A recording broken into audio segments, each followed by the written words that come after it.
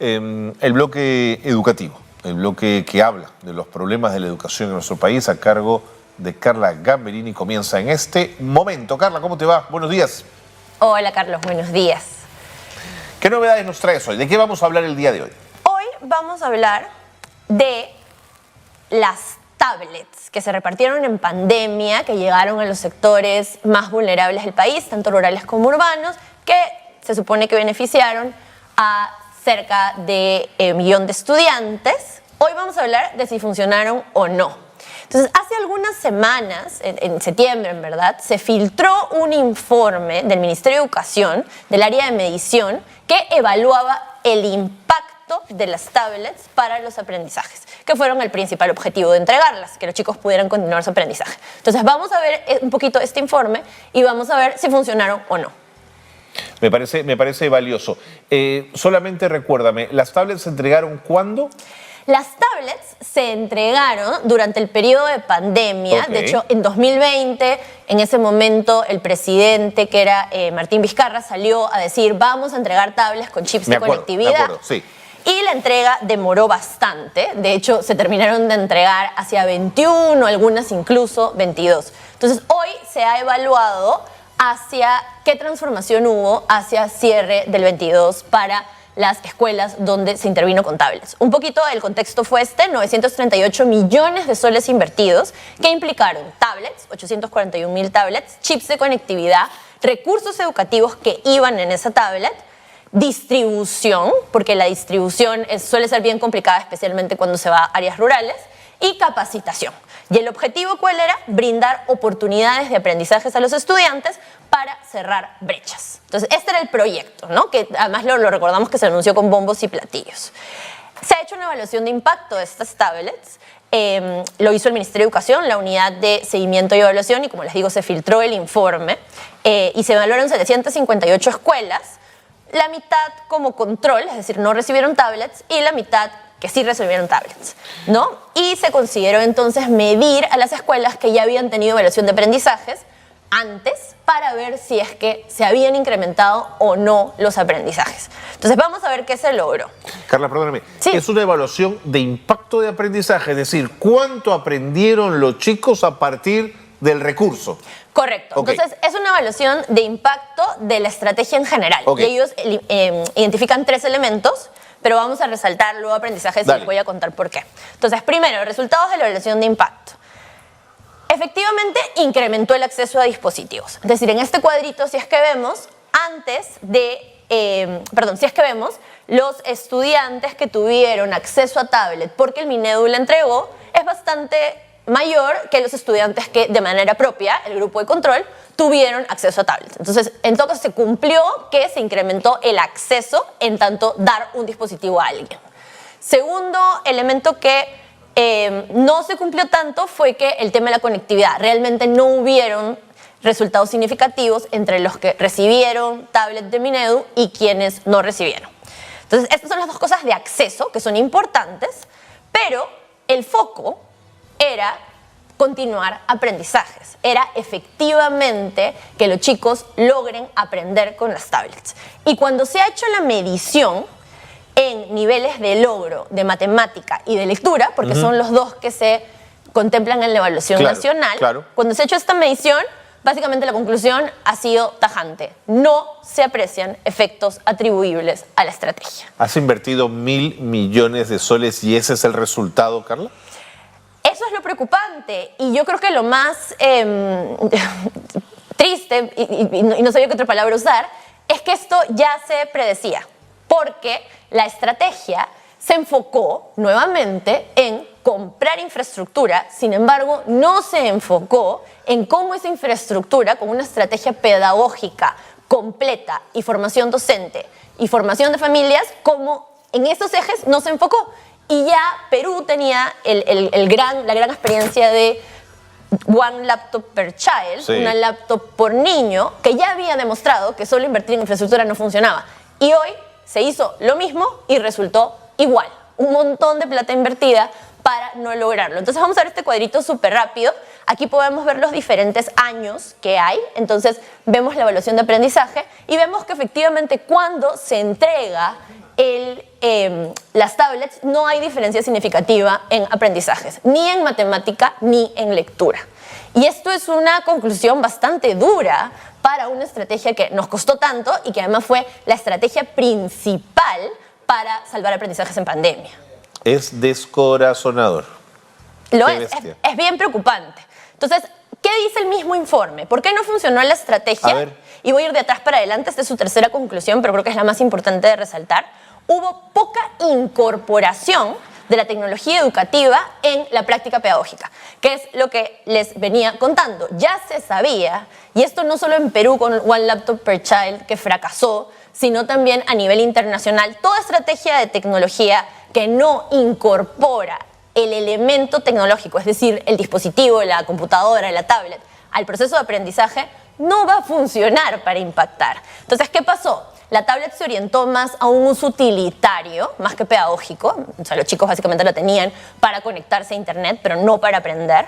No hubieron modelos pedagógicos claros ni adaptación al contexto, que es básico. Por ejemplo, si voy a intervenir en las zonas rurales de la Amazonía, pues tengo que tener recursos y elementos para aprender que sean relevantes para el contexto y que van a ser diferentes a la zona urbana, por ejemplo. Y falta de capacitación y acompañamiento a docentes como a estudiantes. Entonces les entregué un dispositivo que en el mejor de los casos, cuando lo abrieron y lo usaron, no tenía una estrategia clara para cómo usarlo para aprender. Y esto es preocupante, pero nuevamente no es nuevo. Era algo que ya en integración de tecnología se sabía que había que invertir más en este elemento y no se hizo. Entonces, una de las conclusiones más interesantes, y por eso le he puesto entre comillas ahí, se necesitó, hubiera sido necesario una estrategia que aproxime el diseño de esto desde el punto de vista docente para generar efectivamente evidencia y validación de qué funciona y qué no. Entonces, esto es como lo más importante. Luego, efectivamente, se concluyó que las tablets no se vienen utilizando en su mayoría. El 53% de familias contaban con tablets operativas, solo el 53%, 20% llegaron entregadas con problemas y además había un temor a la avería, temor a usar la tablet y que pasara algo y que yo tuviera que asumir el costo de la reparación. Entonces, eso desincentivaba el uso. Entonces, por un lado, no lo conecté a estrategia pedagógica, pero por otro lado, tampoco le di una operación de gestión que me permitiera a mí como familia tener libertad de usarlo. ¿Sí? Entonces, esta era la segunda. Y lo tercero que dice el informe es, bueno, faltó conectividad. Y como faltó conectividad, pues no, eso no era tampoco un gran incentivo para usar la tablet. A pesar que tuviera recursos fuera de línea, pues no se aprovechó al máximo. El 17% de encuestados no se podían conectar a internet. Y aquí, por ejemplo, hay un testimonio de Ucayali que dice, ¿no? El operador telefónico que más señal tenía es Claro, sin embargo, las tablets llegaron con chip Entel. Entonces, no funcionó. Entonces, esto es un informe muy duro que ha salido, donde yo creo que lo más importante resaltar, porque lo que se ha resaltado en las noticias es como, no funcionaba el 20%, pero me parece más preocupante que eso, que toda la estrategia en general, si su foco era cerrar brecha de aprendizajes mediante herramientas digitales, pues no impactó los aprendizajes. Y aquí, entonces aprovecho desde el punto de vista especialista educativa y especialmente desde mi expertise en innovación educativa, a mirar nuevamente qué era lo que tenía que hacerse de manera efectiva para integrar tecnología.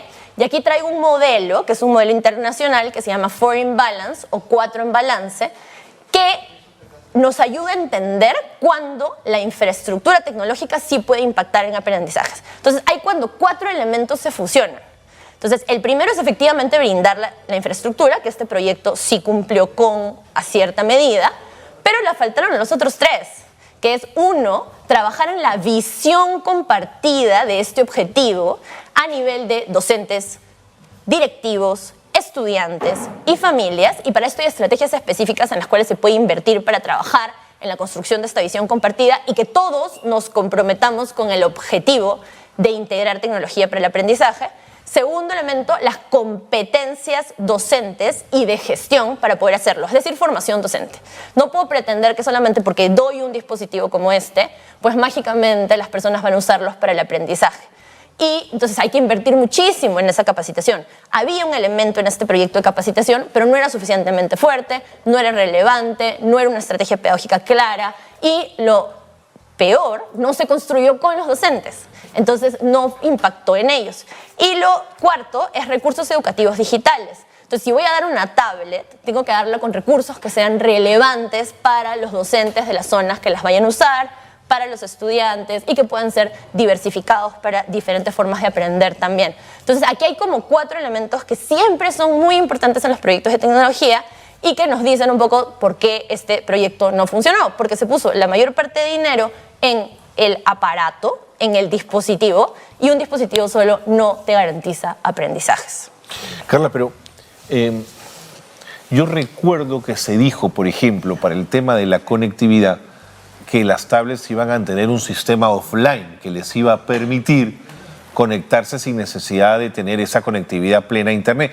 Y además iban a ir ya con las aplicaciones educativas necesarias para su uso. ¿Qué fue de ello? Las tablets vinieron con aplicativos fuera de línea, es decir, que no necesitaban ciertos aplicativos conectarse a Internet para usarlo. E imagino, porque este informe, digamos, no se ha metido a profundidad, o en todo caso de lo publicado no hemos visto a profundidad qué aplicativo se usó y qué aplicativo no, pero yo imagino que en los lugares justamente donde la conectividad no llegaba o los chips no eran compatibles con el operador de la zona, deben haber usado estos aplicativos fuera de línea. El problema con estos aplicativos fuera de línea es que tampoco fueron contextualizados al aprendizaje de las zonas donde se distribuyeron. Entonces no eran muy relevantes para los docentes poder usarlos y la estrategia pedagógica de cómo usar estos aplicativos, ya sea en línea o fuera de línea, no estaba clara. Entonces finalmente no me sirve de nada tenerlos en línea o fuera de línea si es que no sé cómo integrarlos al proceso de aprendizaje. Entonces recuerdo que Aprendo en Casa era esta estrategia multiplataforma, ¿no? Entonces tenían algo en la televisión, algo en el radio, tenían sesiones de aprendizaje que también se publicaban en Internet y tenían las tablets. ¿Cómo integraba yo todo eso? Era la parte que faltó como estrategia para que los docentes pudieran efectivamente promover aprendizajes. Es tremendo, pero no quiero dejar de plantear algo, Carla, que probablemente trascienda a lo educativo, y es que el Estado peruano no puede dejar de proveer conectividad de fibra óptica de calidad a estas alturas, digamos. Ya además entiendo que hay fibra dorsal extendida en buena parte del país, pero su impacto es mínimo y los operadores, ¿qué tienen que decir al respecto? No entiendo. Correcto. De hecho, la conectividad hoy a nivel internacional es vista como parte necesaria para acceder al derecho a educación de calidad. Sí, señora. Entonces, conectividad, dispositivos, sí, pero también alineando eso al objetivo mayor que es aprender. Claro. Entonces, no simplemente voy a poner una antena satelital y voy a decir, ya tienes 10 megas de internet, ya salvé la educación. Así no funciona. No es así. Entonces, tenemos que lograr el balance entre todos estos elementos y trabajar con las personas. Para que la tecnología impacte, las personas tienen que liderar estos procesos. Bueno, Carla, este informe es un cachetadón que teníamos que recibir, que tenía que recibir el Ministerio de Educación, pero en fin, lo tenemos que recibir todos porque es el dinero de todos, son los chicos de todos, es la educación de todos, así que qué datos los que nos has traído el día de hoy. Muchísimas gracias, Carla. Gracias a ustedes. Buen día. Carla Gamberini ha estado con nosotros. Más claro es imposible hablar, ¿eh? Más claro es imposible. ¿Qué? 1.000 millones casi tirados a la basura según ese informe de impacto. 1.000 millones de soles. ¡Qué vergüenza! ¡Qué vergüenza! Vámonos a la pausa. Seguimos con más.